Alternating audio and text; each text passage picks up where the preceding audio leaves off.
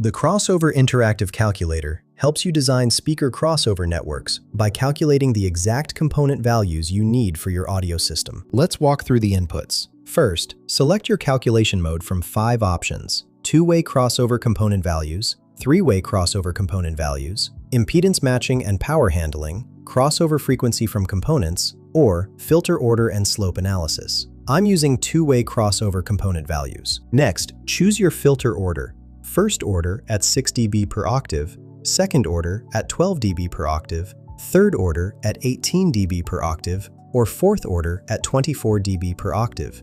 I've selected second order. Then pick your filter type: Butterworth, Linkwitz-Riley, or Bessel. I'm using Butterworth. Enter your crossover frequency in Hertz.